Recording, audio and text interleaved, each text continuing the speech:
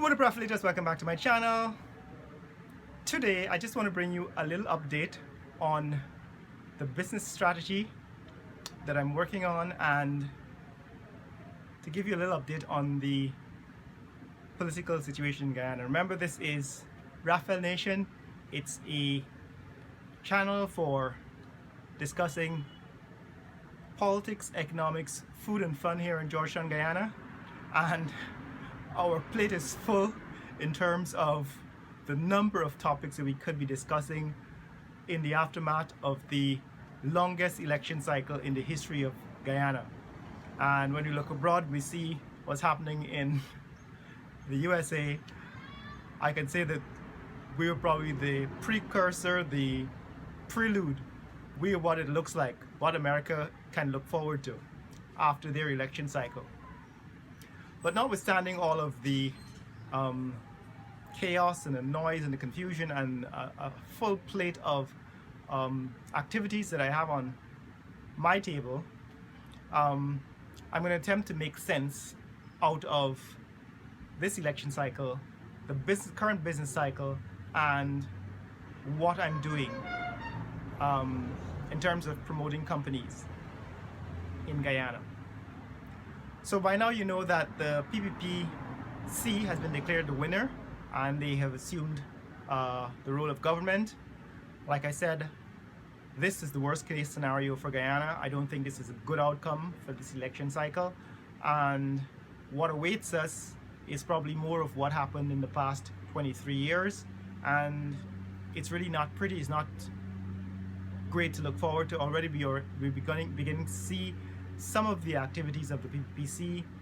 They are witch hunting, they're targeting people who have not supported them during the election cycle and are beginning to use authoritarian measures to disrupt people's lives, to lay off and to fire people who they consider not their supporters so that they can replace them with their own political appointees. Now that is what was expected, that is exactly what we expect, and they're also going to blunder into a lot of the mistakes that have been made, that they have made in the past, because you know, you can't teach an old dog new tricks. That's the PPPC. We're going to wait for things to unfold and hope for the best but prepare for the worst. Number two, the election cycle is over, but the business cycle has not yet picked up because of coronavirus. So we're still in the middle of a coronavirus pandemic. There's a spike in cases in Guyana over the last 3 weeks or 4 weeks since the end of the election cycle. There have been an additional 70 cases as a direct result of the PPP's inauguration, and since then the number of cases in Guyana has doubled. We're now over 700 cases, when at the end of the election cycle about a month ago we were at about 350 cases. So we're over 700 cases now, and there are spikes in the outlying regions, that is the regions of the country that are on the border with Venezuela and Brazil. And there are also some spikes in Georgetown, about 14 to 15 cases, sometimes 20 cases per day. And so that is not a comfortable situation, but that is the reality of what we're facing. We're still in the middle of a pandemic, and therefore the business cycle, the economic cycle is not going to pick up, has not picked up, and probably will not be able to pick up until we've managed to tamp down, flatten the curve, and get out of this spike in coronavirus cases. Luckily, we don't have a winter season in Guyana, and therefore we don't expect to have a flu season. So we should not be, our experience of the coronavirus should not be complicated by the flu virus or flu season, which is what happens in North America. But that is number two. We're just not in control yet of the coronavirus.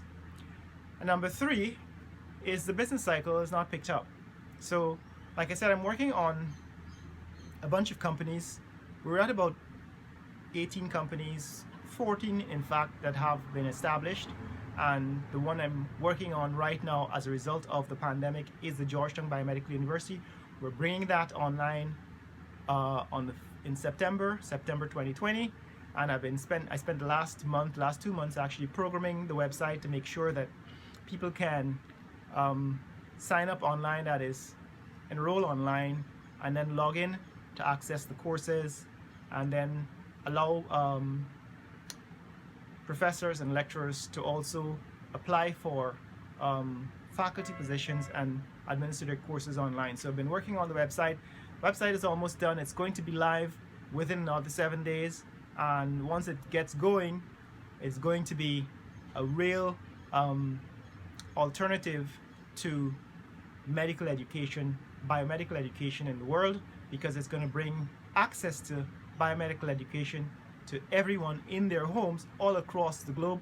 And like I said, this is a $2.4 billion company to begin with, but as soon as we start enrolling people, the valuation of the company will go up, and it will go probably in the vicinity of 25 billion within the first year in terms of the kind of reach and revenue that it can generate. So this is what I'm working on. But most excitingly, I've actually started a new set of partnerships, and I'd like to introduce you to one of them. This is a partnership to address another issue brought out by the coronavirus pandemic, and that is food security, right? So food security has emerged as one of the major problems that countries are dealing with as a result of this global pandemic.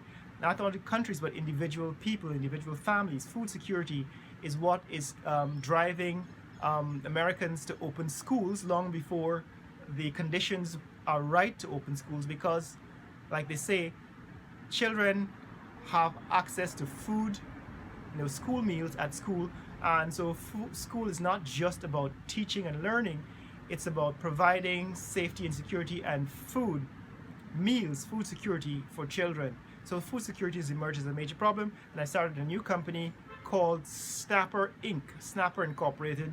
It's going to collaborate with, in partnership with another company called Tonson's Enterprise Limited, another Guyanese company.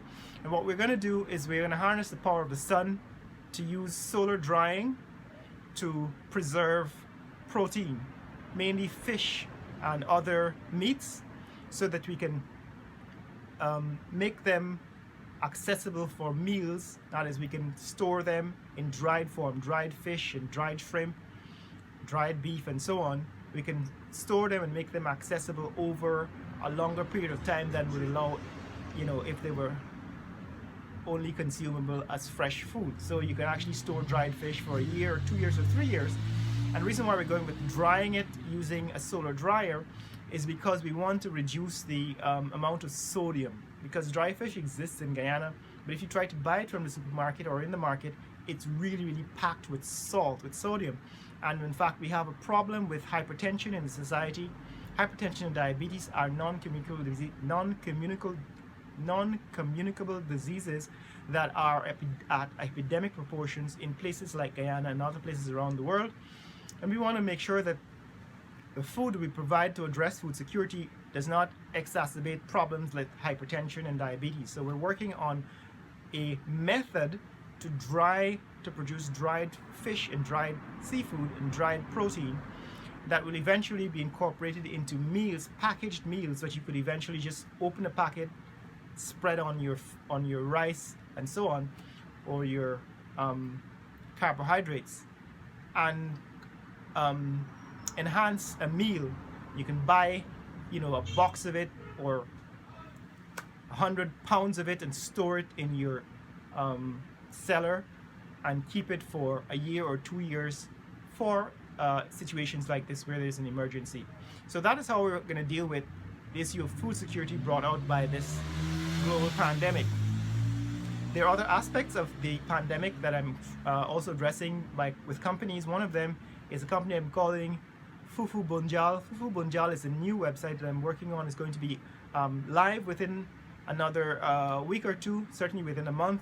And Fufu-Bunjal is a website that is meant to address the need for access to home-cooked food. So I'm trying to create a market between the people who cook at home and the people who would like to eat home-cooked food, but particularly of an ethnic variety. And part of the motivation for this is because of the racism that has been brought out during this election cycle. I think part of the problem is that people don't really understand each other, don't understand that we are in fact the same people, right? Our skin color might be different, whether it be in the United States or in Guyana, whether it be racism or ethnic differences between Indians and Africans or between whites and blacks.